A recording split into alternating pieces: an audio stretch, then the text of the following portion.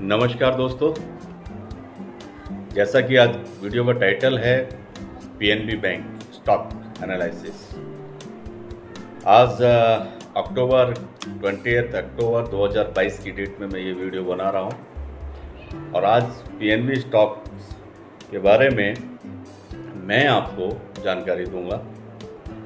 तो दोस्तों, आज हम बात करने जा रहे हैं पंजाब नेशनल बैंक का जो शेयर प्राइस है उसका टारगेट क्या रहने वाला है 2022, सन 2023, 2024, 2025, 26, 27, 28 और 2030 तक का हम एनालाइज करेंगे। बेसिक वीडियो का टॉपिक उसी के इर्द गिर्द रखेंगे। पीएनबी स्टॉक में जहां लास्ट 2 सप्ताह से कुछ तेजी देखी जा रही है, उसी पर मैं आपका ध्यान दिलाना चाहता हूं। जैसा कि आपने देखा होगा कि पीएनबी लास्ट 2 वीक से काफ़ी अप चल रहा है, करीब करीब अच्छे मोटे 20% के आसपास ग्रोथ भी है। तो हम पीएनबी बैंक से स्टार्ट करेंगे। पीएनबी बैंक की थोड़ी डिटेल मैं आपसे शेयर कर लूँ। पीएनबी बैंक भारत का, हमारे देश भारत का दूसरे नंबर का सबसे बड़ा बैंक पीएसयू बैंक में आता है। और जिस तरीके से पंजाब नेशनल बैंक ने धीरे धीरे लगातार अपने बिजनेस में सुधार किया है, इससे बहुत सारे रिटेल के जो इन्वेस्टर हैं उनका इंटरेस्ट इसमें इन्वेस्ट करने के लिए बढ़ता जा रहा है। आज आप देख रहे होंगे कि उसमें भी इन्वेस्ट करने का लोग प्लान कर रहे हैं। छोटे इन्वेस्टर की बात करें तो वो भी देख रहे हैं, बड़े इन्वेस्टर कर ही रहे हैं। तो इन्वेस्ट करने से पहले पीएनबी शेयर की हर पहलू के बारे में आपको जानकारी होना बहुत ज़रूरी है। इसलिए आज हम बैंक की पूरी डिटेल्स को एनालाइज करके और कैसा उसका प्रदर्शन रहने वाला है, आने वाले सालों में उसके शेयर का प्राइस कैसा हो सकता है, इसी पर यह वीडियो रहेगी। और मैं जानकारी आपको कोशिश करूंगा कि आपको हर पहलू पर मैं इसमें आपको पीएनबी बैंक के बारे में डिटेल दूं।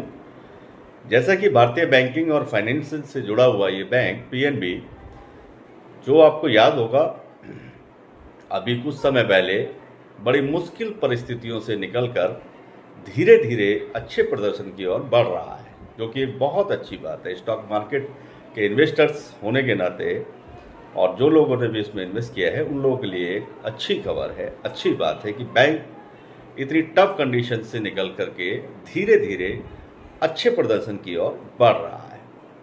जिस तरीके से पीएनबी अपने फाइनेंशियल रिजल्ट्स में अच्छी ग्रोथ दिखा रहे हैं, उससे उम्मीद जग रही है, उससे आने वाले समय में एक अच्छी उम्मीद की जा सकती है और अच्छा प्रदर्शन की उम्मीद बन रही है।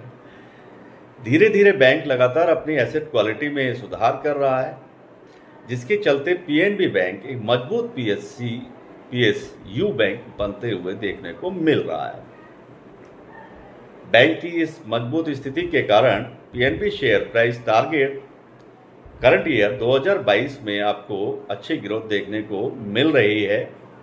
और इसके साथ इस साल का जो पहला टारगेट निकल के आता है, जो हमारा एनालिसिस कहता है, जो बेसिक हमारी जो रिपोर्ट उसमें कहती है, तो वो ये बताती है कि सन 2022 के लास्ट तक ये शेयर का प्राइस 54 रुपये के आसपास पहुंचने की पूरी उम्मीद दिखाई देती है।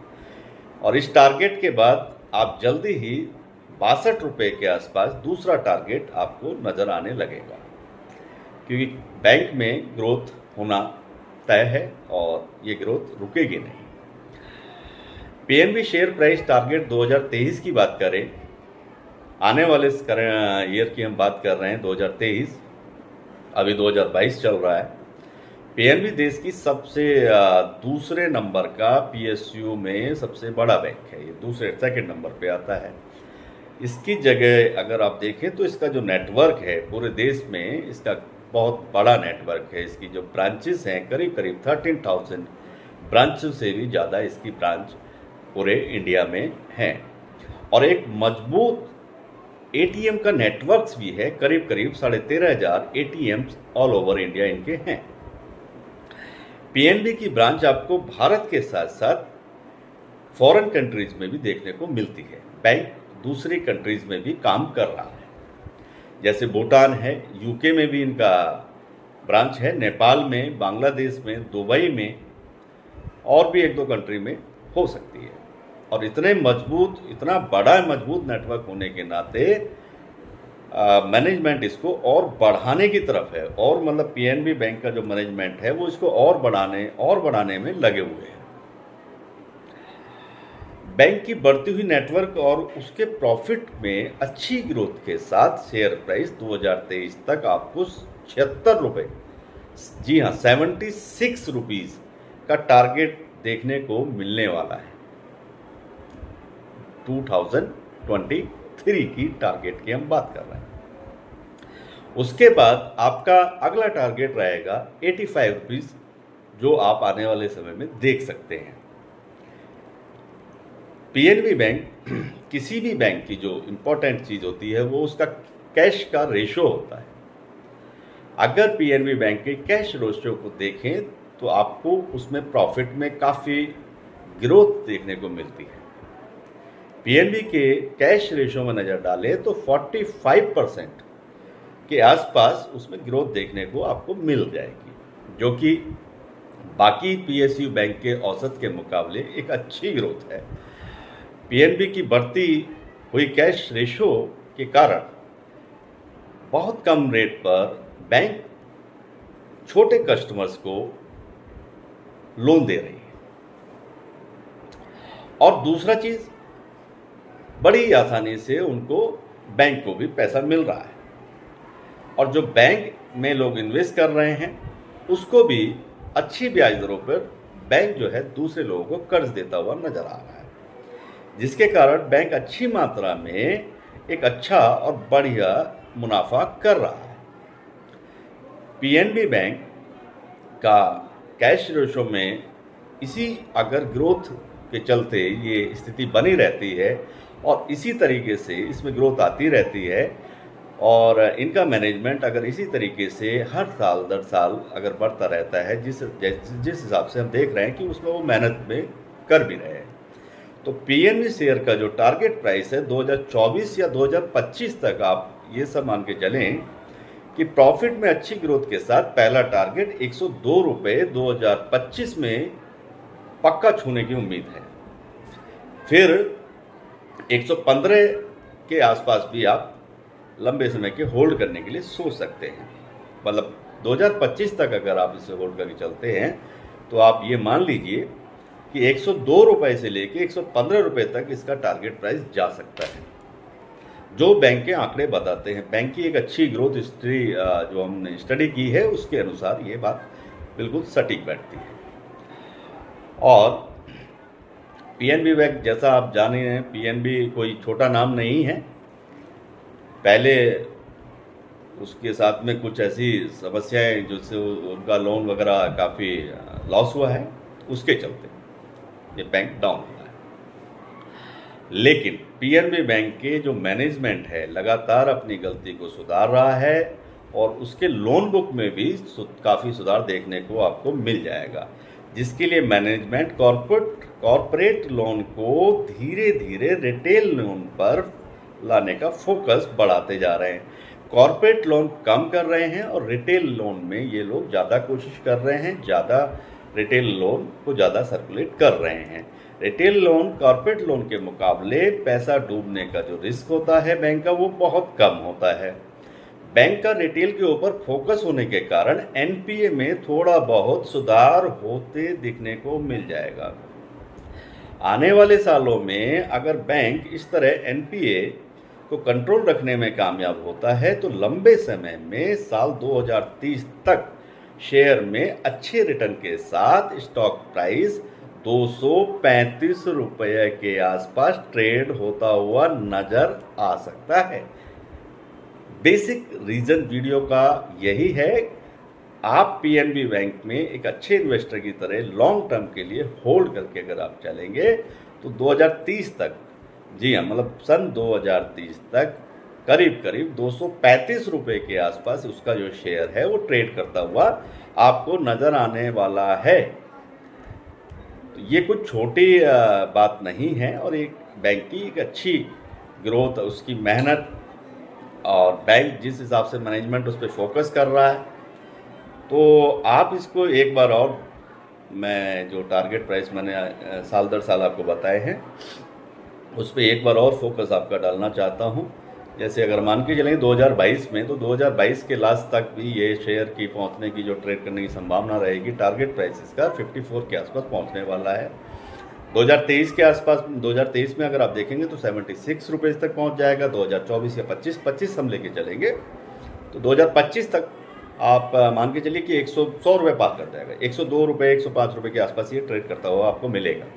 और 2030 की अगर हम थोड़ा बात करें, 5 साल और आगे की बात करें, तो 235 रुपये, 235 से ऊपर भी जा सकता है। तो 235 रुपये मिनिमम ग्रोथ के साथ में ये शेयर आपको 2030 तक ट्रेड करते हुए मिल जाएगा। तो जैसे जैसे पीएनबी अपनी बैंकिंग सेवा को मजबूत करने के लिए अपनी आईटी टेक्नोलॉजी को बढ़ा रहा है, जिससे भविष्य में बैंक बहुत तेजी के साथ बिजनेस करने वाला है, और ऐसी उम्मीद पूरी दिख रही है कि बैंक अपनी पूरी मेहनत, पूरा फोकस से उस पर काम कर रहा है, अपनी टेक्नोलॉजी बढ़ा रहे हैं। लेकिन अभी भी बैंकिंग सेवा को बेहतर करने के लिए उनको काफ़ी काम करना बाकी है। भविष्य में धीरे धीरे बैंकिंग सेवा जब अच्छी होती हुई नजर आएगी तो उसके अनुसार भी शेयर में ग्रोथ दिखाते हुए आपको मिल जाएगी, दिखते हुए मिल जाएगी, क्योंकि जिस हिसाब से वो बैंकिंग सेवा में अगर अपने भविष्य में सुधार करते जाएंगे अपनी मैनेजमेंट में, तो और भी अच्छी ग्रोथ देखने को मिलेगी। पंजाब नेशनल बैंक धीरे धीरे फाइनेंशियली और फंडामेंटल भी बहुत मजबूत होते हुए नज़र आ रहा है, जिसके कारण भविष्य में स्टॉक प्राइस आपको अच्छी मजबूत स्थिति पर देखने की पूरी उम्मीद है। लेकिन पीएनबी चूंकि सरकारी बैंक है, उसके कारण आप देखेंगे कि प्राइवेट बैंक की तुलना में इसमें जो रिटर्न है वो थोड़ा सा आपको कम देखने को मिल सकता है। ठीक। और इसके अलावा अगर मैं रिस्क की बात करता हूं कि पीएनबी बैंक के स्टॉक शेयर्स अगर आप इन्वेस्टर हैं तो उसमें रिस्क की क्या क्या पोजीशन, क्या क्या कंडीशन है कि जिसमें आपको रिस्क होता है। पीएनबी में थोड़ा बहुत या सबसे बड़ा रिस्क अगर आपको समझ में आएगा तो वो आएगा कि पीएनबी बैंक किसी भी बैंक की तुलना में एनपीए काफ़ी का जो लॉस है वो काफ़ी बड़ी ह्यूज अमाउंट में देखने को मिलता है। हालांकि एनपीए पर, जैसे मैंने पहले भी अभी बोला है, एनपीए पर इन्होंने काफ़ी सुधार किया है।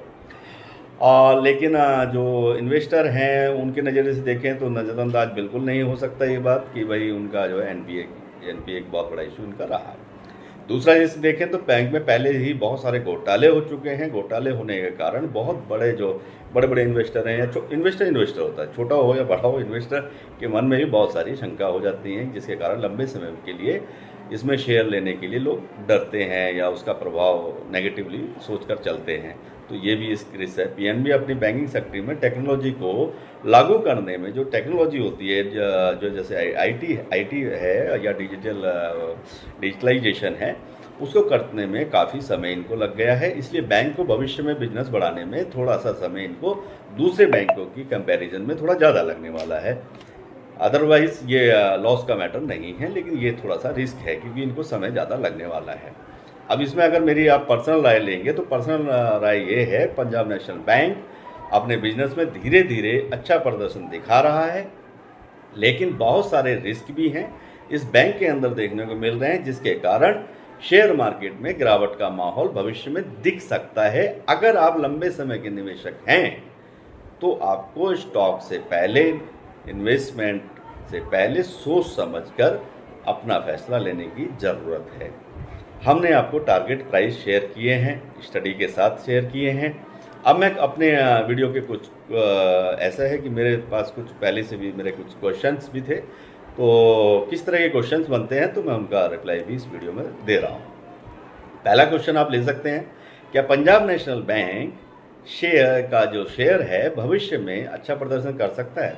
तो मेरा आंसर है, पंजाब नेशनल बैंक में देखें तो सबसे बड़ा रिस्क एनपीए है। एनपीए का जो इशू इनका एनपीए का था, बड़ा जो लोन के घोटाले हैं, वही देखने को मिलता है। अगर मैनेजमेंट इसको कंट्रोल रखने में सक्षम रहता है, जैसा कि वो कोशिश कर रहे हैं, तो शेयर का प्राइस ऊपर जाता हुआ आपको नजर आने वाला है। ओके, पहला क्वेश्चन समाप्त, उसका आंसर मैंने दे दिया। अब दूसरा क्वेश्चन लेते हैं, क्या पीएनबी बैंक का जो शेयर है अच्छी डिविडेंड की पेमेंट करता है? बहुत सारे मेरे मित्रों ने मुझसे पूछा था डिविडेंड के लिए कि डिविडेंड करता है कि नहीं करता है। तो इसका आंसर मैं आपको बता देता हूँ, ये बहुत कम लोग इस चीज़ पर ध्यान देते हैं कि पीएनबी बैंक अपने शेयर होल्डर को 2015 के बाद से उसने अभी तक कोई डिविडेंड नहीं दिया है। कोई डिविडेंड, कोई बोनस उन्होंने नहीं दिया है।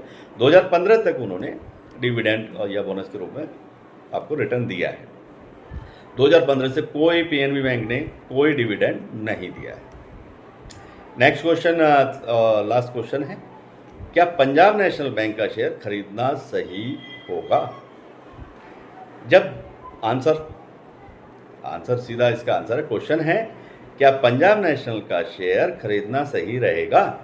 तो मेरा आंसर है, जब धीरे धीरे बैंक के एनपीए सुधार होते हुए नज़र आ रहे हैं तो आप इस शेयर के ऊपर नज़र रख सकते हैं, इसमें इन्वेस्ट कर सकते हैं। और जब इन्वेस्ट करेंगे आप भी, इसमें अच्छी ग्रोथ आने वाली है, उम्मीद है। ये मेरा आंसर था, मैंने आपको बता दिया।